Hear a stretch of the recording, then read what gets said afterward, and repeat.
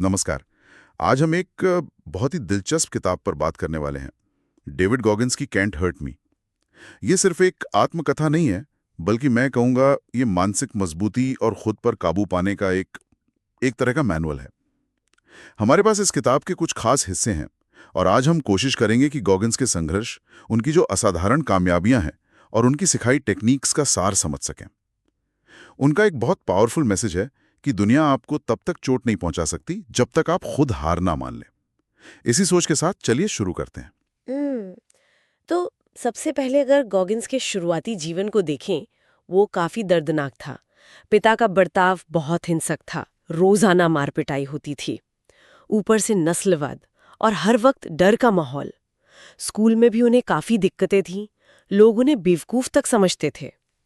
मतलब ये सब सुन के ही लगता है कि कोई यहाँ से कैसे आगे बढ़ सकता है। हाँ, बिल्कुल। और यहीं से ये कहानी इतनी असाधारण बनती है।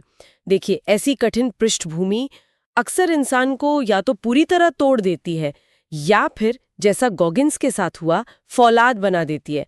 उनकी कहानी ये दिखाती है कि कैसे वो शुरुआती दर्द और संघर्ष बाद में एक अविश्वसनीय मानसिक ताकत की एक तरह से नींव बन सकते हैं। शायद उसी दर्द ने उन्हें कुछ अलग करने पर मजबूर किया। और वो बदलाव आया भी, है ना। करीब 136 किलो वजन था उनका और तब उन्होंने तय किया कि उन्हें नेवी सील बनना है।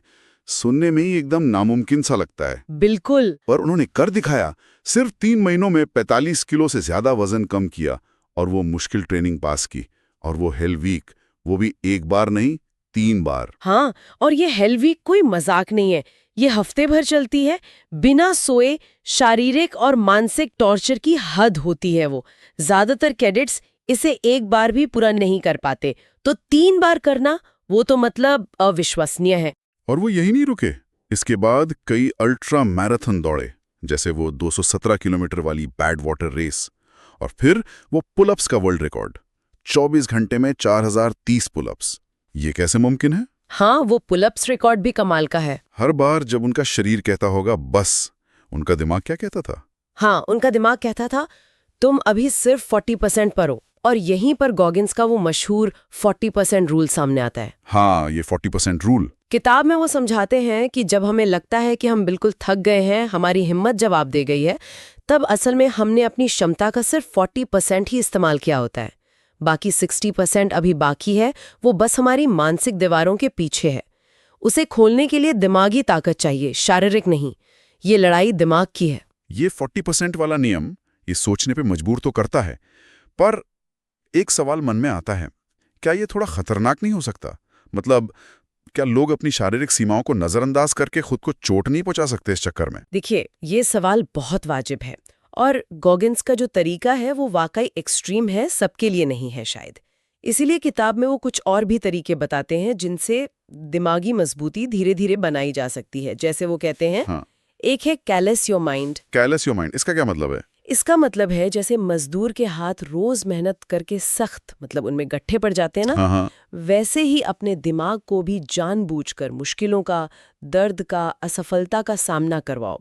उसे सख्त बनाओ ताकि छोटी मोटी चीजें आपको परेशान ना कर सकें। अच्छा, मतलब कंफर्ट जोन से बाहर निकलना। बिल्कुल। फिर एक और है अकाउंटेबिलिटी मिरर। अकाउंटेबिलिटी मिरर, शीशे वाली बात। हाँ, रोज सुबह शीशे के सामने खड़े होकर खुद से पूरी ईमानदारी से पूछना, क्या मैं वाकई अपने लक्ष्य के लिए वो सब कर रहा हूं जो मैं कर सकता हूं? मतलब खुद को जवाबदेह बनाना। कोई झूठ नहीं, कोई बहाना नहीं। ये तो मुश्किल है, खुद से सच बोलना। बिल्कुल। और एक और दिलचस्प चीज है कुकी जार। कुकी जार, मीठे बिस्किट। हाँ, सुनने में मजेदार लगता है, पर इसका मतलब है अपनी जिंदगी की पुरानी जीतों को, उन मुश्किल पलों को याद रखना जब आपने हार नहीं मानी थी, जब आपने कुछ मुश्किल हासिल किया है था। ये यादें एक कुकी जार की तरह है।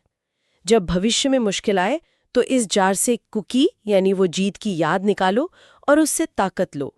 ये अपनी पिछली सफलताओं से प्रेरणा लेना है। ये अच्छा तरीका है मोटिवेशन के लिए। हाँ, और आखिर में एक और कॉन्सेप्ट है जो शायद सबसे ज्यादा विवादास्पद है, सफरिंग इज द पाथ। दर्द ही रास्ता है। हाँ, गॉगिन्स कहते हैं कि दर्द से भागो मत, उसका सामना करो, उसे अपनाओ। उनका मानना है कि आराम की जिंदगी आपको औसत बना देगी। अगर असाधारण बनना है तो मुश्किलों और तकलीफों को गले लगाना सीखना होगा, दर्द को दोस्त बनाना होगा। ये काफ़ी इंटेंस फिलॉसफी है।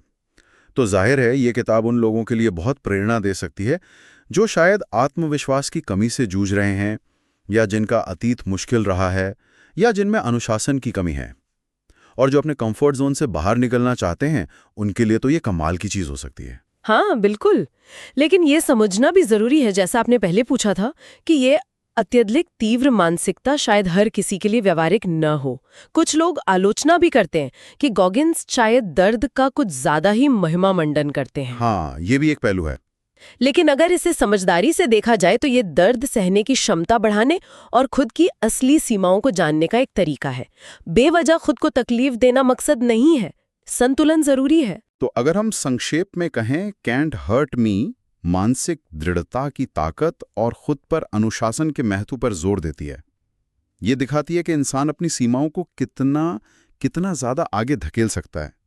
इसे जो 5 में से 5 स्टार मिले हैं वो शायद इसीलिए हैं कि ये सिर्फ एक किताब नहीं, ये एक जीता जागता उदाहरण है। सही कहा। और ये पूरी चर्चा हमें एक सवाल के साथ छोड़ जाती है सोचने के लिए, कि अपने व्यक्तिगत विकास के लिए अपनी सीमाओं को गॉगिन्स की तरह उस चरम तक ले जाना ये कितना जरूरी है। और क्या वाकई हम सबके अंदर एक छिपा हुआ गॉगिन्स है जिसे बस जगाने की और सही दिशा देने की जरूरत